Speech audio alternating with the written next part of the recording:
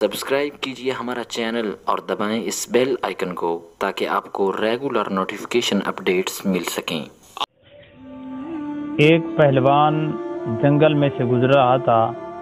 اس نے کیا دیکھا کہ ایک بہت بڑا اژدہا ہے، سانپ ہے، اور اس نے ایک ریچھ کو قابو کیا ہوا ہے، اور ریچھ نے لاکھ کوشش کرنے کے باوجود اسے اپنا دامن نہ چھڑا سکا، اور وہ ریچھ تھک ہار گیا کیونکہ اژدہا بہت بڑا تھا۔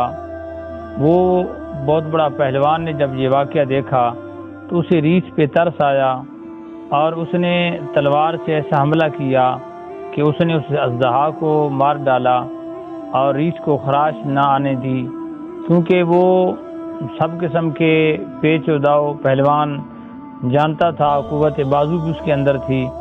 ریچھ کے اندر قوت تو تھی لیکن اسے پیچ داؤ سے واقف نہ تھا۔ جب ریچھ کی اس نے جان بچائی کی تو ریچھ بڑا اس کا ممنون ہوا کہ اس نے میری جان چھڑائی۔ وہ پہلوان جب چلنے لگا تو حیوان جو تھا وہ ریچھ اس کے پیچھے پیچھے چلنے لگا کہ اس نے میری جان بچائی ہے، اور یوں اس نے اس کا پیچھا نہ چھوڑا۔ ایک درخت کے نیچے جا کر وہ پہلوان سستانے کے لیے بیٹھا تو ریچھ اس کی حفاظت کے لیے وہاں پر بیٹھ گیا۔ اس پہلوان نے جان لیا کہ میں نے اس کی جان بچائی اور اب یہ میرا احسان مند بن گیا ہے۔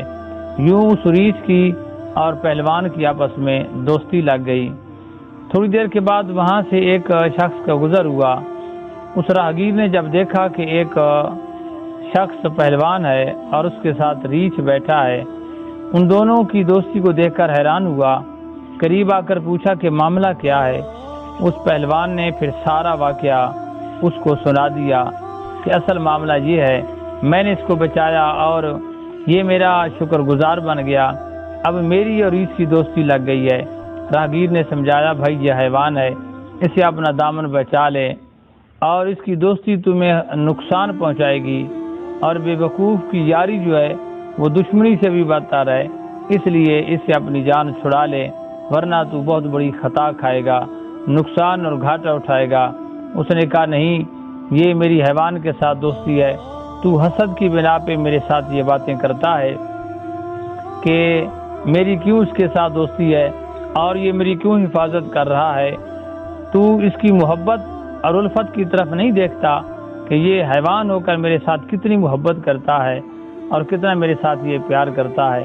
اس نے پھر اسے سمجھایا کہ تو جو ہے سمجھ جا، اس کے ساتھ تعلق چھوڑ دے، کیونکہ یہ حیوان ہے اور نقصان دے گا، اس کی دوستی تمہیں نقصان پہنچائے گی۔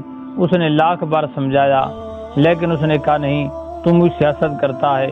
بدگمانی اس نے کر لی۔ یوں جو ہے لاکھ بار سمجھانے کے باوجود بھی وہ پہلوان نہ سمجھا تو راہگیر جو ہے تھک ہار کر اس نے اپنا راستہ لیا، اور جاتے جاتے اس نے پھر ناصحانہ چند کلمات کہے اور پھر اسے سمجھایا بجھایا کہ بھائی دیکھو، یہ ایک جنگل کا جانور ہے اور حیوان کی دوستی بندے کو نقصان دیتی ہے، اور تمہیں یہ زیب نہیں دیتا۔ میں ایک تیرا خیرخواہ ہوں، میں انسانی تقاضے کو جانتا ہوں، میں تیری اس بات کو سمجھتا ہوں، اس لیے بہتر یہ ہے کہ تو اس کے ساتھ جو ہے یہ سب کچھ دوستی تعلق چھوڑ دے اور اسے اپنی جان چھڑا لے۔ اس نے کہا، نہیں، ایسی بات نہیں ہے، تو اپنا کام کر اور میری کام کے اندر تو ٹانگ نہ اڑا۔ تو یوں اس نے جو ہے وہ راہگیر اسے سمجھاتا ہوا وہاں سے چلا گیا، اور یہ اپنے اس جو ہے راہگیر کے ساتھ بدگمانی کرتا ہوا پہلوان خوشی خوشی وہاں پہ درخت کے نیچے بیٹھا ہی رہا، اور اس نے کہا کہ یہ میرے ساتھ حسد کرتا ہے، حالانکہ یہ ایسی بات نہیں تھی۔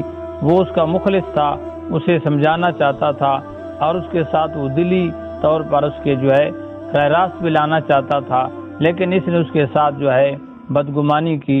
یوں جو ہے وہ راہگیر تو چلتا بنا، اور یہ پہلوان تھک ہار چکا تھا اور اس درخت کے نیچے سستانے کے لیے لیٹ گیا۔ جب ٹھنڈی ہوا کے جھونکے چلے تو اسے جو ہے میٹھی میٹھی نیند آ گئی۔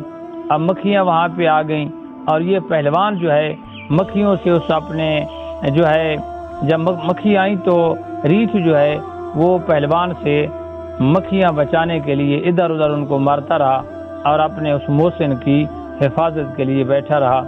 اس حکایت کو مولانا روم رحمۃ اللہ علیہ بیان کرتے ہیں. یہ ایک حکایت ہے.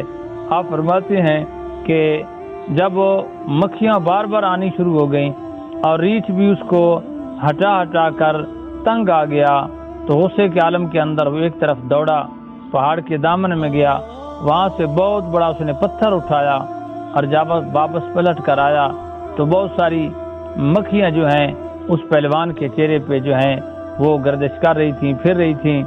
تو اس نے زور سے ایک بہت بڑا پتھر جو ہے ان مکھیوں کو مارنے کے لیے مارا، تو کیونکہ اس کے چہرے کے اوپر تھیں پہلوان کے چہرے پہ لگا اور وہیں پہ وہ جاں بحق ہو گیا، وہیں سے وہ چلتا بنا.